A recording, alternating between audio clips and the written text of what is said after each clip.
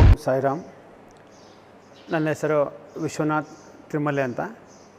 ನಾನು ಈ ಶಿರ್ಡಿನಗರ ಸಾಯಿ ಮಂದಿರ ದೇವಸ್ಥಾನದಿಂದ ಈಗ ಮಾತಾಡ್ತಾ ಇರೋದು. ಇವತ್ತು ನಾವು ಶಿರ್ಡಿ ನಗರದಲ್ಲಿ ಉಣಕಲ್ ರೈಲ್ವೆ ಸ್ಟೇಷನ್ ಹತ್ತಿರ ಇರುವ ಸಾಯಿ ಮಂದಿರಕ್ಕೆ ಬಂದೇವಿ. ಸದ್ಗುರು ಸಾಯಿನಾಥನ ದರ್ಶನವನ್ನು ಪಡೆದು ನೀವು ಪಾವನರಾಗಿ ಅಂತ ಈ ವಿಡಿಯೋ ಮೂಲಕ ಕೇಳ್ಕೊತಾ ಇದ್ದೇನೆ. ನಮಸ್ತೆ.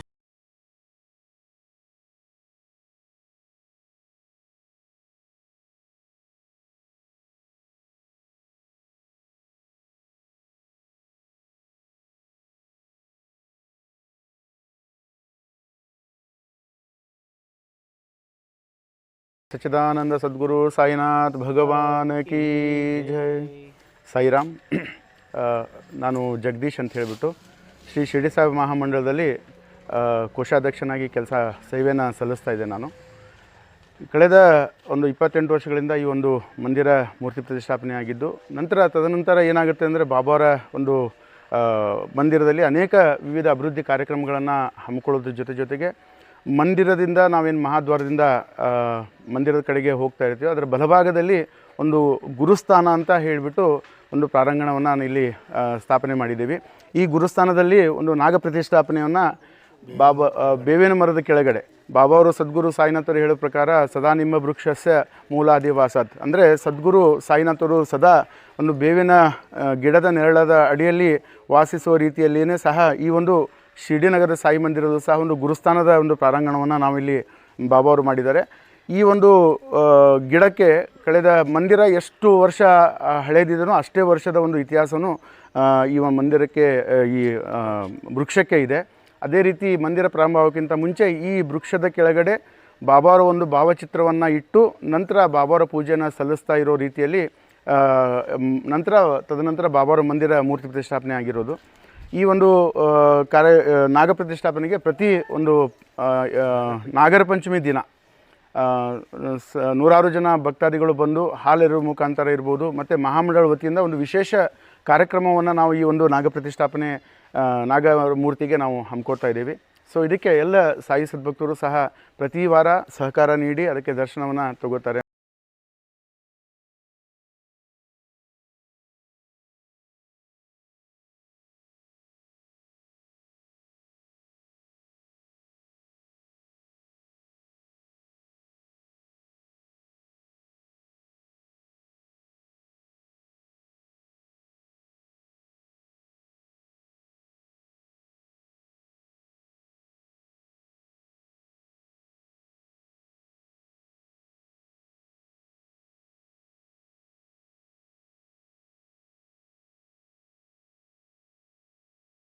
ಈ ಸಾಯಿನಾಥರ ಮೇನ ಸನ್ನಿಧಿಯ ಬಲಭಾಗದಲ್ಲಿರುವಂಥದ್ದೇ ಈ ಆಂಜನೇಯ ಸ್ವಾಮಿ ದೇವಸ್ಥಾನ. ಸುಮಾರು 25 ವರ್ಷ ಪೂರ್ವದಲ್ಲಿಯೇ ಈ ಮೂರ್ತಿಯನ್ನು ಪ್ರತಿಷ್ಠಾಪನೆ ಮಾಡಲಾಗಿತ್ತು. ನಂತರ 25ನೇ ವರ್ಷದ ನಮ್ಮ ರಜತ ಮಹೋತ್ಸವಕ್ಕೆ ಈ ಆಂಜನೇಯ ದೇವಸ್ಥಾನವನ್ನು ಸಂಪೂರ್ಣವಾಗಿ ನವೀನಕೃತ ಮಾಡಿಸಿ ಆನಂತರ ಮತ್ತೆ ಪುನರ್ ಪ್ರತಿಷ್ಠಾಪನೆಯನ್ನು ಮಾಡಲಾಗಿದೆ. ಅದೇ ಈ ಆಂಜನೇಯ ಸ್ವಾಮಿ ದೇವಸ್ಥಾನ. ಶಿರ್ಡಿಯ ಬಲಭೀಮ ಆಂಜನೇಯ ದೇವಸ್ಥಾನ ಅಂತ ಈ ದೇವಸ್ಥಾನಕ್ಕೆ ನಾವು ಕರಿತಾ ಇರೋದು.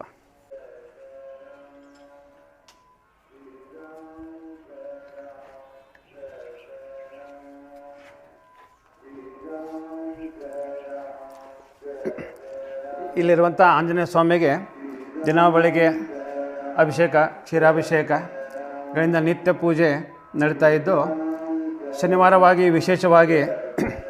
ವಿಶೇಷ ಅಲಂಕಾರವಿರುತ್ತದೆ.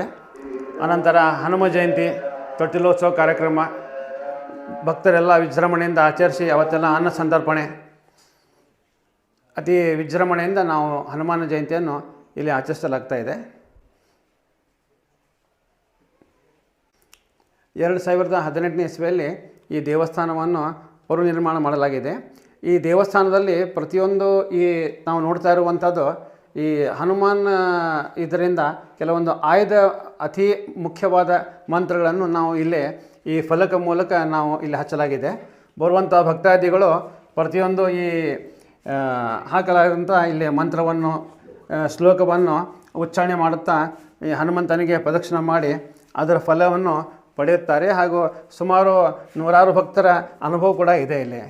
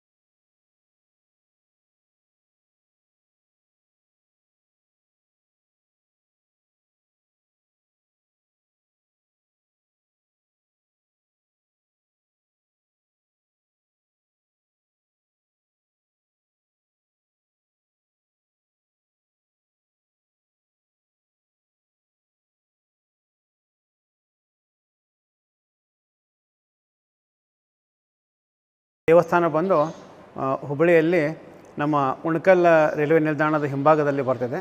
ಶಿರಡಿನಗರ ಅಂತ ಸಾಯಿ ದೇವಸ್ಥಾನ. ಸುಮಾರು 40 ವರ್ಷಗಳ ಹಿಂದೆ ಮಹಾಮಂಡಳ ಸ್ಥಾಪನೆಯಾಗಿ ಈಗ ನಮ್ಮ ತಾವು ನೋಡ್ತಾ ಇರುವಂಥ ಶ್ರೀ ಸಾಯಿನಾಥರ ವಿಗ್ರಹ ಸ್ಥಾಪನೆಯಾಗಿ 30 ವರ್ಷಗಳಾಯಿತು. ಈ ಮೂರ್ತಿಯನ್ನು ನಾವು ನಮ್ಮ ಮಹಾಮಂಡಳದ ಸಂಸ್ಥಾಪಕ ಅಧ್ಯಕ್ಷರಾದಂಥ ಶ್ರೀ KR ಗೋಪಿನಾಥ್ ಹಾಗೂ HR ನಾಯಕ್ ಹಾಗೂ ಇನ್ನಿತರ ಇವರು ಸೇರಿಕೊಂಡು ಈ ಜೈಪುರ್ಲಿಂದ ಈ ವಿಗ್ರಹವನ್ನು ವಿಶೇಷವಾಗಿ ನಿರ್ಮಾಣ ಮಾಡಿ ಅಲ್ಲಿಂದ ತಂದು ಇಲ್ಲಿ ಪ್ರತಿಷ್ಠಾಪಿಸಲ್ಪಟ್ಟಿದೆ. ಆಮೇಲೆ ಈ ದೇವಸ್ಥಾನದ ವಿಶೇಷತೆ ಅಂದರೆ ನಾವು ಶಿರಡಿಯಲ್ಲಿ ಏನು ಪ್ರತಿನಿತ್ಯ ಕ್ರಮ ಬಾಬಾರಿಗೆ ಪೂಜೆಗೆ ಅನುಸರಿಸ್ತಾರಲ್ಲ, ಅದೇ ಕ್ರಮದಲ್ಲಿ ನಾವು ಇಲ್ಲಿ ಸಾಯಿನಾಥರ ದಿವ್ಯ ಅನುಷ್ಠಾನ ಪದ್ಧತಿಯನ್ನು ಇಟ್ಟುಕೊಂಡಿದ್ದೇವೆ. ಶಿರಡಿಯಲ್ಲಿ ಮಾಡುವಂಥ ದಿನನಿತ್ಯ ಬೆಳಗ್ಗೆ ಕಾಕಡಾರತಿ, ಅನಂತರ ಅಭಿಷೇಕ ಅಂದರೆ ಪೂಜೆ ಇರುತ್ತೆ. ಆಮೇಲೆ ಮಧ್ಯಾಹ್ನದ ಆರತಿ, ಸಾಯಂಕಾಲ ಧೂಪಾರತಿ, ಅನಂತರ ರಾತ್ರಿ ಶಜಾರತಿ. ಈ ಕ್ರಮ ಕೂಡ ನಾವು ಇಲ್ಲಿ ಅಳವಡಿಸಿಕೊಂಡಿದ್ದು ಪ್ರತಿನಿತ್ಯ ಇದೇ ರೀತಿಯಲ್ಲಿ ನಾವು ಸಾಯಿನಾಥರ ಒಂದು ಉಪಾಸನೆಯನ್ನು ಮಾಡುತ್ತೇವೆ. ಪ್ರತಿ ಗುರುವಾರ ಬಂದು ಇಲ್ಲಿ ಮಧ್ಯಾಹ್ನ ಅನ್ನ ಸಂತರ್ಪಣೆ ವ್ಯವಸ್ಥೆ ಕೂಡ ಮಾಡಲಾಗಿದೆ. ನಮ್ಮ ದೇವಸ್ಥಾನದಲ್ಲಿ ಸುಮಾರು 1,000 ಜನ ಭಕ್ತಾದಿಗಳು ಬಂದು ಗುರುವಾರ ಪ್ರಸಾದವನ್ನು ಸ್ವೀಕರಿಸುತ್ತಾರೆ.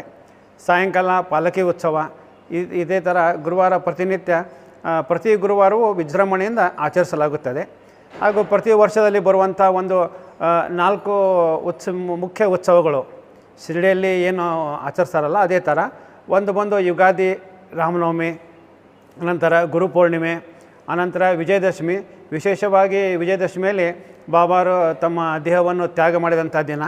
ಸೊ ಅವತ್ತು ನಾವು 9 ದಿನ ಅದೆಲ್ಲ ಕಾರ್ಯಕ್ರಮ ಮಾಡಿ 9ನೇ ದಿನ ವಿಜಯದಶಮಿ ದಿನ ನಮ್ಮ ನಾಡಿನ ಪ್ರಮುಖ ಸ್ವಾಮೀಜಿಯವರಿಗೆ ಕರೆಸಿ ಅವರಿಂದ ಆಶೀರ್ವಚನ ಮಾಡಿಸಿ ಸುಮಾರು 1,000 ಜನ ಭಕ್ತರು ಸೇರಿ ಅನ್ನಪ್ರಸಾದ ಎಲ್ಲ ಇರುತ್ತದೆ, ವಿಜೃಂಭಣೆಯಿಂದ ಆಗುತ್ತವೆ. ಅನಂತರ ಡಿಸೆಂಬರ್ ತಿಂಗಳಲ್ಲಿ ದತ್ತ ಜಯಂತಿ ಇರುತ್ತದೆ, ಅದನ್ನು ಕೂಡ ನಾವು ವಿಜೃಂಭಣೆಯಿಂದ ಮಾರುತ್ತೇವೆ.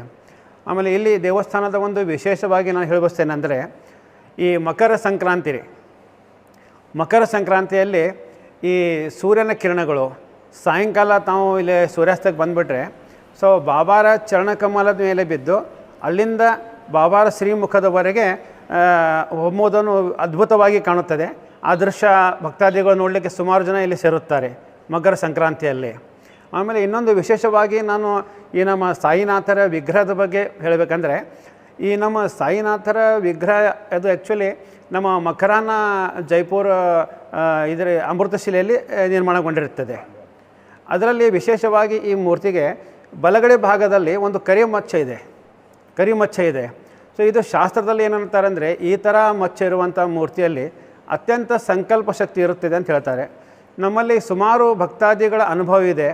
ಇಲ್ಲಿ ಬಂದು ತಮ್ಮ ಕಷ್ಟ ಕಾರ್ಪಣ್ಯಗಳನ್ನು ಸಾಯಿನಾಥರ ಮುಂದೆ ಹೇಳಿ ಅದರಿಂದ ಒಂದು ಪರಿಹಾರ ಪಡೆದುಕೊಂಡಿರುತ್ತಾರೆ. ಆಮೇಲೆ ಅವರು ನಿರಂತರವಾಗಿ ಸಾಯಿನಾಥರ ಭಕ್ತರಾಗಿ ಉಳಿದು ನಮಗೆಲ್ಲ ಪ್ರತಿಯೊಂದಕ್ಕೂ ಸಹಕಾರ ಮಾಡುತ್ತಾರೆ. ಆಮೇಲೆ ನಮ್ಮ ಈ ಕರ್ನಾಟಕದಲ್ಲಿ ಅಷ್ಟೇ ಅಲ್ಲ, ನಮ್ಮ ಸಾಯಿನಾಥರ ಭಕ್ತರು ಈ ದೇವಸ್ಥಾನದಲ್ಲಿ ವಿದೇಶದಲ್ಲಿ ಕೂಡ ಇದ್ದಾರೆ. ಇವತ್ತಿಗೂ ಕೂಡ ಅವರು ಇಲ್ಲಿ ಇಂಡಿಯಾಗೆ ಬಂದಾಗ ನಮ್ಮ ವಿಶೇಷವಾಗಿ ಬಂದು ಸಾಯಿನಾಥನ ದರ್ಶನ ಪಡೆದು ಧನ್ಯರಾಗ್ತಾರೆ ಅಂತ ಹೇಳ್ಬಯಸ್ತೇನೆ ನಾನು. ಶ್ರೀ ಸಚ್ಚಿದಾನಂದ ಸದ್ಗುರು ಸಾಯಿನಾಥ್ ಭಗವಾನ್ ಕಿ ಜೈ. ಸಾಯಿರಾಮ್. ಶಿರ್ಡಿ ಮಾದರಿಯಲ್ಲಿ ನಾವು ಒಂದು ಸಾಯಿ ನಿವಾಸ್ ಅನ್ನುವಂಥ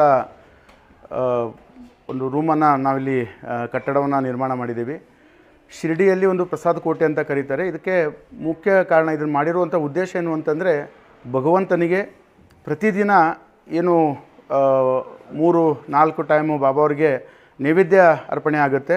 ಆ ಅರ್ಪಣೆಯನ್ನು ಮಾಡುವಂಥ ನಿಟ್ಟಿನಲ್ಲಿ ಒಂದು ಪಾವಿತ್ರ್ಯತೆಯನ್ನು ಕಾಪಾಡುವಂಥ ನಿಟ್ಟಿನಲ್ಲಿ ನಾವು ಏನು ಮಾಡ್ತಾಯಿದ್ದೀವಿ ಅಂದರೆ ಈ ಒಂದು ಸಾಯಿ ನಿವಾಸನ್ನು ನಮ್ಮ ಒಂದು ಮಹಾಮಂಡಳ ವತಿಯಿಂದ ನಾವು ಇದನ್ನು ಕಟ್ಟಡವನ್ನು ನಿರ್ಮಾಣ ಮಾಡಿದ್ದೀವಿ. ಇದರಲ್ಲಿ 3 ಭಾಗಗಳಾಗಿ ನಾವು ವಿಂಗಡಣೆ ಮಾಡಿದ್ದೀವಿ. ಮೊದಲನೇದು ಬಾಬಾವ್ರಿಗೆ ಪ್ರತಿನಿತ್ಯ ಏನು ಊಟ ಸೇವನೆ ಮತ್ತು ಬಾಬಾವ್ರಿಗೆ ನೈವೇದ್ಯ ಅರ್ಪಣೆ ಆಗುತ್ತೆ, ಅದಕ್ಕಂತಲೇ ಒಂದು ಸಪ್ರೇಟಾಗಿ ಒಂದು ಅಡುಗೆ ಕೋಣೆಯನ್ನು ನಿರ್ಮಾಣ ಮಾಡಿ ಅಲ್ಲಿ ಹೈಟೆಕ್ ಆಗಿ, ಅಂದರೆ ಪ್ರತಿಯೊಂದೂ ಬಾಬಾವ್ರಿಗೆ ಬೇಕಾಗಿರುವಂಥ ಪ್ರತಿಯೊಂದೂ, ಈಗ ಬೆಳಗ್ಗೆ ಬಾಬಾವ್ರಿಗೆ ಕಾಕಡಾರತಿಗೆ ಬೆಣ್ಣೆ ನೈವೇದ್ಯ ಇರ್ಬೋದು, ಶಿರ್ಡಿ ಮಾಜೆ ಪಂಡಪುರ ಚೋಟಿ ಆರತಿ ಅಂತ ಏನು ಹೇಳ್ತೀವಿ, ಬಾಬಾವ್ರಿಗೆ ಒಂದು ಟಿಫನ್ ವ್ಯವಸ್ಥೆ ಅಂದರೆ ಅವಲಕ್ಕಿನೋ ಅಥವಾ ಉಪ್ಪಿಟ್ಟು ಅನ್ನೋವಂಥದ್ದು ಇರ್ಬೋದು. ಮಧ್ಯಾಹ್ನ ಬಾಬಾವ್ರಿಗೆ ಸದ್ಗುರು ಸಾಯಿನಾಥರಿಗೆ ಅನ್ನ ಹಾಗೂ 2 ರೊಟ್ಟಿ ಚಪಾತಿ ಅನ್ನುವಂಥದ್ದು ಇರ್ಬೋದು. ಸಾಯಂಕಾಲ ಸದ್ಗುರು ಸಾಯಿನಾಥರಿಗೆ ಜುಣುಕ ರೊಟ್ಟಿ ಅಥವಾ ಜುಣುಕ ಭಾಕ್ರಿ ಅಂತ ಏನು ಕರಿತೀವಿ, ಮತ್ತು ಈರುಳ್ಳಿ. ಸಾಯಂಕಾಲ ಬಾಬಾ ಅವರಿಗೆ ಒಂದು ಲೈಟಾಗಿ ಒಂದು ನೈವೇದ್ಯ ಇರ್ಬೋದು, ರಾತ್ರಿ ಬಾಬಾ ಅವರಿಗೆ ಹಾಲಿನ ನೈವೇದ್ಯ. ಈ ರೀತಿಯಾಗಿ ಪ್ರತಿನಿತ್ಯ ಬಾಬಾವರ ಒಂದು ಸೇವೆಯಲ್ಲಿ ಯಾವುದೇ ರೀತಿಯಾದಂಥ ತೊಡಕು ಬರಬಾರ್ದು ಅನ್ನುವಂಥ ನಿಟ್ಟಿನಲ್ಲಿ ಒಂದು ಕಿಚನನ್ನು ಹೈಟೆಕ್ ಆಗಿ ಪ್ರತಿಯೊಂದು ರೀತಿಯಲ್ಲಿ ಬಾಬಾ ಅವ್ರಿಗೆ ಬೇಕಾಗಿರುವಂಥ ಅಭಿಷೇಕಕ್ಕೆ ಬೇಕಾಗಿರುವಂಥ ಒಂದು ಹಾಲು ಇಡಲಿಕ್ಕೆ ಒಂದು ಫ್ರಿಜ್ಜಿನ ವ್ಯವಸ್ಥೆ, ಪ್ರತಿನಿತ್ಯ ಬಾಬಾ ಅವರಿಗೆ ಬಿಸಿನೀರಿನ ವ್ಯವಸ್ಥೆ, ಅಲ್ಲಿ 3 ವ್ಯವಸ್ಥೆನ ಮಾಡ್ಕೊಂಡಿದೆ. ಒಂದು ಸೋಲಾರ್ ಅಂತ ಇರ್ಬೋದು, ಒಂದು ಗೀಝರ್ ಅಂತ ಇರ್ಬೋದು. ಸೊ ಈ ರೀತಿಯಾಗಿ ನಾವು ಅಲ್ಲಿ ಬಾಬಾವ್ರಿಗೆ ಯಾವುದೇ ರೀತಿಯಾದಂಥ ಕೊರತೆ ಬರಬಾರದು ಅನ್ನುವಂಥ ನಿಟ್ಟಿನಲ್ಲಿ ಈ ಒಂದು ಶಿರ್ಡಿ ಮಾದರಿಯಲ್ಲಿ, ಇದನ್ನು ಸಹ ನಾವು ಶಿರ್ಡಿ ಮಾದರಿಯಲ್ಲಿನೇ, ಶಿರ್ಡಿಯಲ್ಲಿ ಯಾವ ರೀತಿ ಇದೆಯೋ ಅದೇ ರೀತಿಯಾಗಿ ನಾವು ಈ ಒಂದು ಸಾಯಿ ನಿವಾಸನ ಕಟ್ಟಡವನ್ನು ನಿರ್ಮಾಣ ಮಾಡಿದ್ದೀವಿ. ಸೊ ಈ ಒಂದು ಉದ್ದೇಶ ಇಷ್ಟೇ, ಬಾಬಾರ ಭಗವಂತನಿಗೆ ಸಂಪೂರ್ಣವಾಗಿ ಈ ಸೇವೆ ಹಂತ ಹಂತವಾಗಿ ಚೆನ್ನಾಗಿ ನೆರವೇರಲಿ ಅಂತ ಹೇಳಿ ಇಲ್ಲಿ ನಿವಾಸನ ತಾವೇನು ನೋಡ್ತಾ ಇದ್ದಾರೆ. ಇದು ಈಗ ಆಲ್ರೆಡಿ ಇನ್ನೂ ಕಟ್ಟಡ ಪೂರ್ತಿ ಆಗಿಲ್ಲ, ಇನ್ನೂ ಅಂಡರ್ ಕನ್ಸ್ಟ್ರಕ್ಷನಲ್ಲಿದೆ. ಸೊ ಇದರ ಉದ್ದೇಶ ಇಷ್ಟೇ, ಇಲ್ಲಿ ಸದ್ಗುರು ಸಾಯಿನಾಥರಿಗೆ ಪ್ರತಿನಿತ್ಯ ಭೋಗ ಏನಾಗುತ್ತೆ ಅದನ್ನು ತಯಾರು ಮಾಡುವಂಥ ಒಂದು ಕಿಚನ್ ಇರ್ಬೋದು, ಮತ್ತು ಇಲ್ಲಿ ಬಾಬಾ ಅವ್ರಿಗೆ ಪ್ರತಿನಿತ್ಯ ಏನು ಬಿಸಿನೀರು ಬೇಕಾಗುತ್ತೆ ಅದಕ್ಕೊಂದು ಗೀಝರ್ ವ್ಯವಸ್ಥೆನ ಇಲ್ಲಿ ಮಾಡಲಾಗಿದೆ. ಈ ಕಡೆ ನಾವು ಬಾಬಾ ಅವ್ರಿಗೆ ಒಂದು ಫ್ರಿಜ್ಜಿನ ವ್ಯವಸ್ಥೆಯನ್ನು ಇಲ್ಲಿ ಬಾಬಾ ಅವ್ರಿಗೆ ನಾವು ಸಂಪೂರ್ಣವಾಗಿ, ಮತ್ತು ಬಾಬಾ ಅವರಿಗೆ ಪ್ರತಿನಿತ್ಯ ಬೇಕಾಗುವಂಥ ಕಾಳು ಪ್ರತಿಯೊಂದು ವ್ಯವಸ್ಥಿತವಾಗಿ ಇಲ್ಲಿ ಇಡಲಿಕ್ಕೆ ಬೇಕಾಗಿರುವಂಥ ಒಂದು ಕಬೋರ್ಡನ್ನು ಸಹ ಕೆಳಗಡೆ ನಾವು ಮಾಡ್ಕೊಂಡಿದ್ದೀವಿ. ಇದರ ಒಂದು ಲೋಕಾರ್ಪಣೆಯನ್ನು ನಾವು ಇದೇ ತಾರೀಕು ಮಾರ್ಚ್ 30ನೇ ತಾರೀಕಿಗೆ ನಾವು ಹಾಕ್ಕೊಂಡಿದ್ದೀವಿ. ಸೊ ಅವತ್ತಿನಿಂದ ಈ ಒಂದು ಕಾರ್ಯಕ್ರಮ ಚಾಲನೆಗೆ ಬರುತ್ತೆ. ಹಾಗೂ ಅದೇ ರೀತಿ ಸದ್ಗುರು ಸಾಯಿನಾಥರಿಗೆ ಪ್ರತಿನಿತ್ಯ ಏನು ಶಾಲಿನ ಒಂದು ಸೇವೆಯನ್ನು ಸಲ್ಲಿಸ್ತೀವಿ. ಭಕ್ತಾದಿಗಳು ಸಾಕಷ್ಟು ಶಾಲುಗಳನ್ನು ಭಕ್ತಾದಿಗಳು ಬಾಬಾರವರಿಗೆ ಅರ್ಪಣೆ ಮಾಡ್ತಾರೆ. ಆ ಒಂದು ಶಾಲ್ ಇಡಲಿಕ್ಕೆ ಒಂದು ವ್ಯವಸ್ಥಿತ ಸುಸಜ್ಜಿತವಾಗಿರುವಂಥ ಒಂದು ಕಬೋರ್ಡನ್ನು ಈ ಒಂದು ಭಾಗದಲ್ಲಿ ನಾವು ಮಾಡಿದ್ದೀವಿ. ಮತ್ತು ಇತರೆ ಪೂಜಾ ಸಾಮಗ್ರಿಗಳೇನಿರ್ತವೆ ಆ ಪೂಜಾ ಸಾಮಗ್ರಿಗಳನ್ನ ಇಡುವಂಥ ಒಂದು ಕೆಲಸವನ್ನು ಈ ಒಂದು ರೂಮ್ನಲ್ಲಿ ನಾವು ವ್ಯವಸ್ಥಿತವಾಗಿ ಮಾಡ್ಕೊಂಡಿದ್ದೀವಿ. ತದನಂತರ ಜೊತೆಗೆ ಬಾಬಾ ಅವ್ರಿಗೆ ಏನಾಗುತ್ತೆ ಅಂದರೆ ಪ್ರತಿನಿತ್ಯ 2 ಶಾಲುಗಳು ಬದಲಾವಣೆ ಆಗ್ತವೆ. ಒಂದು ಬೆಳಗ್ಗೆ ಮತ್ತೊಂದು ರಾತ್ರಿ ಶಾಲು, ನೈಟ್ ಶಾಲು ಅಂತ ಏನು ಕರಿತೀವಿ. ಆ ಶಾಲ್ಗಳನ್ನು ಒಂದು ವಾಷಿಂಗ್ ಮಿಷನ್ನ ತೊಗೊಂಡು ಅದನ್ನು ಕ್ಲೀನ್ ಮಾಡಿ ಅದಕ್ಕೆ ಐರನ್ ಮಾಡುವಂಥ ವ್ಯವಸ್ಥೆಯೂ ಸಹ ಈ ಒಂದು ಕೋಣೆಯಲ್ಲೇ ನಾವು ಮಾಡ್ಕೊಂಡಿದ್ದೀವಿ. ಸುಸಜ್ಜಿತವಾಗಿ ಈ ಒಂದು ಕಟ್ಟಡವನ್ನು ನಿರ್ಮಾಣವನ್ನು ನಮ್ಮ ಮಹಾಮಂಡಳ ಮತ್ತು ಸರ್ವ ಸಾಯಿ ಸದ್ಭಕ್ತರ ಇಚ್ಛೆ ಮೇರೆಗೆ ಈ ಒಂದು ಕಾರ್ಯಕ್ರಮವನ್ನು, ಈ ಒಂದು ಕಟ್ಟಡವನ್ನು ನಿರ್ಮಾಣ ನಾವು ಮಾಡ್ತಾಯಿದ್ದೀವಿ. ತದನಂತರ ಈ ಒಂದು ಭಾಗ ಶ್ರೀ ಸಾಯಿನಾಥರಿಗೆ ಪ್ರತಿನಿತ್ಯ ಏನು ಬಟ್ಟೆ ಇರ್ಬೋದು, ಟಾವಿಲ್ ಇರ್ಬೋದು, ಜೊತೆಗೆ ಪಾತ್ರೆ ಸಾಮಾನುಗಳು, ಪಾತ್ರೆ ಪರಿಕರಗಳನ್ನು ಕ್ಲೀನ್ ಮಾಡುವಂಥ ಒಂದು ವ್ಯವಸ್ಥೆ ಅಂದರೆ ವ್ಯವಸ್ಥಿತವಾಗಿ, ಮತ್ತು ಕೆಲವೊಂದು ಬಾಬಾ ಅವ್ರ ಸದ್ಗುರು ಸಾಯಿನಾಥರಿಗೆ ಒಂದು ಟಾವಿಲ್ ಒಣಗಿಸುವಂಥ ಒಂದು ವ್ಯವಸ್ಥೆ ಇರ್ಬೋದು, ಮತ್ತು ಪಾತ್ರೆ ಕ್ಲೀನ್ ಮಾಡುವಂಥದ್ದು ಇರ್ಬೋದು. ಪ್ರತಿಯೊಂದೂ ಇಲ್ಲಿ ಒಂದು ಸುಸಜ್ಜಿತವಾಗಿ ಆಗಬೇಕು. ಭಗವಂತನ ಸೇವೆ ನಿರಂತರವಾಗಿ ಚೆನ್ನಾಗಿ ನಡಿಬೇಕು ಅನ್ನೋಂಥ ಒಂದು ಮಹಾಮಂಡಳದ ದೊಡ್ಡ ಆಸೆ ಇತ್ತು. ಆ ಒಂದು ಆಸೆಯನ್ನು ಈ ವರ್ಷ ಬಾಬಾ ಅವರು ಇದನ್ನು ಸಂಪೂರ್ಣವಾಗಿ ನಮ್ಮ ವತಿಯಿಂದ ಮಾಡ್ಕೋತಾ ಇದ್ದಾರೆ. ಇಲ್ಲಿ ಬಾಬಾ ಅವ್ರ ಒಂದು ವಾಷಿಂಗ್ ಮಷಿನ್ ಬರುತ್ತೆ. ಇಲ್ಲಿ ಸದ್ಗುರು ಸಾಯಿನಾಥರ ವಾಷಿಂಗ್ ಮಷೀನು, ಇಲ್ಲಿ ಪ್ರತಿಯೊಂದು ಬಾಬಾ ಅವ್ರ ಶಾಲ್ ಇರ್ಬೋದು, ಟಾವಿಲ್ ಇರ್ಬೋದು, ವಾಷಿಂಗ್ ಮಷೀನು. ಇಲ್ಲಿ ಬಾಬಾ ಅವರಿಗೆ ಬೇಕಾಗಿರುವಂಥ ಐಟಮ್ಗಳು ಏನು ಪಾತ್ರೆಗಳಿರ್ತವೆ ಅವ್ರನ್ನ ವಾಷಿಂಗ್ ಇರ್ಬೋದು. ಇನ್ನೂ ಏನಾದರೂ ಹೆಚ್ಚಿನ ಒಂದು ದೊಡ್ಡ ಪಾತ್ರೆಗಳೇನಾದರೂ ಇಲ್ಲಿ ವಾಷಿಂಗ್ ಮಾಡಲಿಕ್ಕೆ ಅಥವಾ ಕ್ಲೀನ್ ಮಾಡಲಿಕ್ಕೆ ಅದೊಂದು ವ್ಯವಸ್ಥಿತವಾಗಿ ಈ ಒಂದು ಸಾಯಿ ನಿವಾಸ ಕಟ್ಟಡವನ್ನು ನಿರ್ಮಾಣ ಮಾಡಿದ್ದೀವಿ. ಹಾಂ, ಈಗಾಗಲೇ ಈ ಒಂದು ಕಾರ್ಯಕ್ರಮ ನಾವು ಈ ಒಂದು ಕಟ್ಟಡ ಮುಗಿಯುವ ಹಂತಕ್ಕೆ ಬಂದಿದೆ. ನಾನು ಆಗಲೇ ಹೇಳೋ ರೀತಿಯಲ್ಲಿ ಈ ಒಂದು ಕಾರ್ಯಕ್ರಮವನ್ನು, ಈ ಒಂದು ಕಟ್ಟಡವನ್ನು ಮಾರ್ಚ್ 30ನೇ ತಾರೀಕಿಗೆ ನಾವು ಸದ್ಗುರು ಸಾಯಿನಾಥರಿಗೆ ಮತ್ತು ಭಕ್ತಾದಿಗಳಿಗೆ ಈ ಒಂದು ಕಟ್ಟಡವನ್ನು ಲೋಕಾರ್ಪಣೆ ಮಾಡುವಂಥ ಒಂದು ಕಾರ್ಯಕ್ರಮವನ್ನು ನಾವು ಹಾಕ್ಕೊಂಡಿದ್ದೇವೆ. ಜೈ ಸಾಯಿ. ಸಾಯಿರಾಮ್, ಇದು ಸಾಯಿ ಸಭಾಗೃಹ ಅಂತಿದೆ. ಇಲ್ಲಿ ನಾವು ಏನಾರು ಒಂದು ಉತ್ಸವದ ಏನೇ ಇರೋದ ಇಲ್ಲಿ ನಾವು ಸಭೆ ಏನು ಕರೆದ್ರು ಮುಖ್ಯ ಅತಿಥಿಗಳಾಗಿ ಇಲ್ಲಿ ನಾವು ಇಲ್ಲೇನು ಫಂಕ್ಷನ್ ಮಾಡಬೇಕಾಗಿತ್ತು ಇಲ್ಲೆಲ್ಲ ನಾವು ಫಂಕ್ಷನನ್ನು ನಾವು ಇದು ಮಾಡ್ತೇವೆ. ಇಲ್ಲಿ ಫಂಕ್ಷನ್ ಎಲ್ಲ ಮುಗಿಸ್ಬಿಟ್ಟು ಇಲ್ಲಿ ಮೇಲೆ ಭಕ್ತಾದಿಗಳು ಕುಂಡ್ರಲಿಕ್ಕೆ ಇದು ಮಾಡೋದ್ರಲ್ಲಿ ಇಲ್ಲಿ ಸ್ಟೇಜ್ ಇದೆ.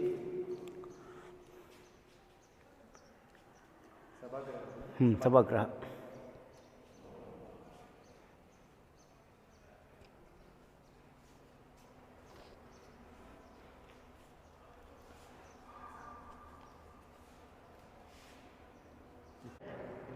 ಇದು ಪ್ರಸಾದ ಇಲ್ಲ. ಇಲ್ಲಿ ಎವ್ರಿ ತರ್ಸ್ಡೇ ಅಂದರೆ ಗುರುವಾರ ದಿವಸ ಇಲ್ಲಿ ನಾವು ಭಕ್ತಾದಿಗಳಿಗೆ ನಾವು ಅನ್ನಪ್ರಸಾದ ವ್ಯವಸ್ಥೆಯನ್ನು ಮಾಡಿರ್ತೇವೆ. ಇಲ್ಲಿ ಅಲ್ಲಿ ಒಳಗಡೆ ಇದು ಅಡುಗೆ ಮನೆ ಇದೆ, ದೊಡ್ಡ ಅಡುಗೆ ಮನೆ.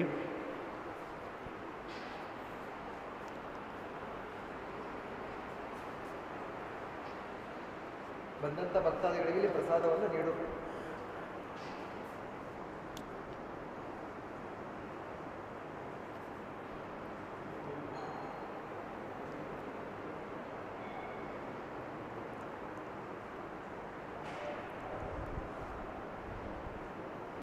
ಇದು ಅಡುಗೆ ಮನೆ.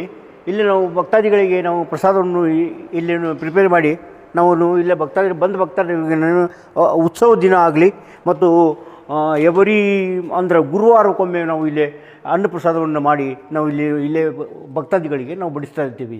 ಇದು ಹೈಟೆಕ್ ನಮ್ಮದು. ಇದು 3 ಏನದಲ್ಲ, ಇವು ಗ್ಯಾಸಿಂದ ಇದು ಮಾಡ್ತೇವೆ.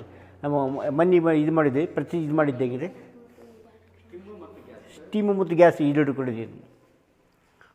ಸಾಯಿನಾಥರ ಬಲಗಡೆ ಮತ್ತು ಎಡಗ ಭಾಗಕ್ಕೆ 2 ನಂದಾದೀಪಗಳು ತಾವು ನೋಡ್ತಾ ಇದ್ದೀರಿ. ಇವು ನಿರಂತರವಾಗಿ ನಂದಾದೀಪಗಳು ಇಲ್ಲಿ ಪ್ರಜ್ವಲಿಸ್ತಾ ಇರ್ತವೆ. ಸೊ ಈ ನಂದಾದೀಪಕ್ಕೆ ಜ್ಯೋತಿಯನ್ನು ನಾವು 1995ರಲ್ಲಿ ಶಿರಡಿಯಿಂದ ಮುಖಾಂತರ ತಂದಿದ್ದೇವೆ. ಶಿರಡಿಯಲ್ಲಿ ಬಾಬಾ ನಂದಾದೀಪ ಇದೆ ಅಲ್ಲ, ಆ ಜ್ಯೋತಿಯನ್ನು ನಿರಂತರವಾಗಿ ಉರಿಸುತ್ತಾ ಇಲ್ಲಿ ತಂದು ಅಲ್ಲಿಂದ ಇಲ್ಲಿ ಪ್ರಜ್ವಲಗೊಳಿಸಿಕೊಟ್ಟಿದೆ. ಅವತ್ತಿನಿಂದ ಇವತ್ತಿನವರೆಗೂ ಈ ನಂದಾದೀಪವನ್ನು ನಿರಂತರವಾಗಿ ಬೆಳಗುವಂತೆ ನಾವೆಲ್ಲ ಅದಕ್ಕೆ ಏನು ವ್ಯವಸ್ಥೆಯನ್ನು ಮಾಡಿದ್ದೇವೆ. ಆಮೇಲೆ ಇಲ್ಲಿ ಎಡಭಾಗದಲ್ಲಿ ಶ್ರೀ ಗಣೇಶನ ವಿಗ್ರಹ, ಬಲಭಾಗದಲ್ಲಿ ದತ್ತಾತ್ರೇಯ ಸ್ವಾಮಿ ವಿಗ್ರಹ.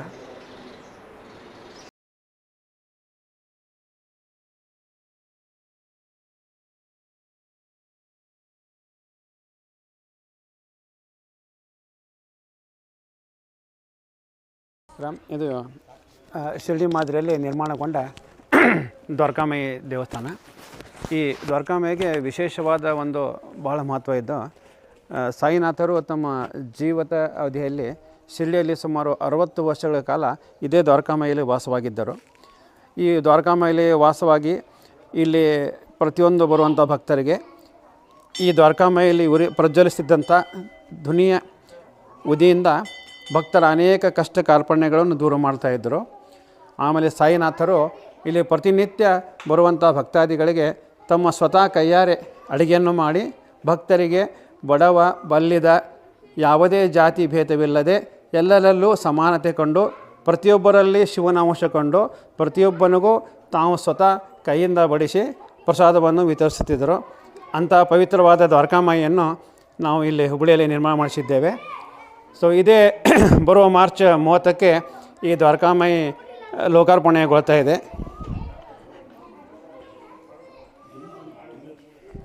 ಇದು ತಾವು ನೋಡ್ತಾ ಇರೋದು ಇಲ್ಲಿ ಧ್ವನಿ ಪ್ರಜ್ವಲಿಸ್ತಾ ಇದೆ. ಶಿರಡಿಯಲ್ಲಿ ಇರುವಂಥ ಸೇಮ್ ಅದೇ ಮಾದರಿಯಲ್ಲಿ ಇದು ನಿರ್ಮಾಣಗೊಂಡಿರುತ್ತದೆ.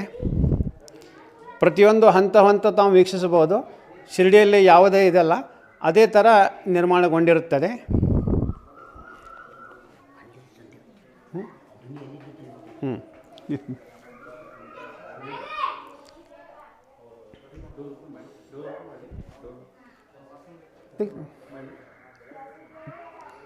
ಬೇಡ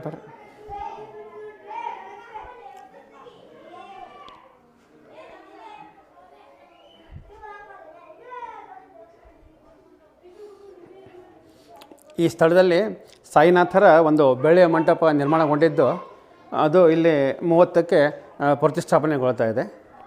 ಇಲ್ಲಿ ಸಾಯಿನಾಥರ ಚರಣಕಮಲಗಳು ಬರ್ತಿದ್ದಾರೆ. ಮಾರ್ಚ್ 30, 2023 ರಾಮನವಮಿ ಅಂಥ ಶುಭ ದಿನದಂದು ಲೋಕಾರ್ಪಣೆಗೊಳ್ತಾ ಇದೆ.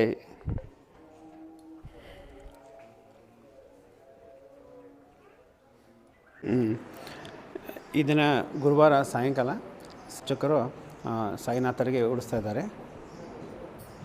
ವಿಶೇಷವಾಗಿ ಸಾಯಂಕಾಲ ಆರತಿ ಮತ್ತು ಪಾಲಕಿ ಉತ್ಸವ ಕೂಡ ಇರುತ್ತದೆ.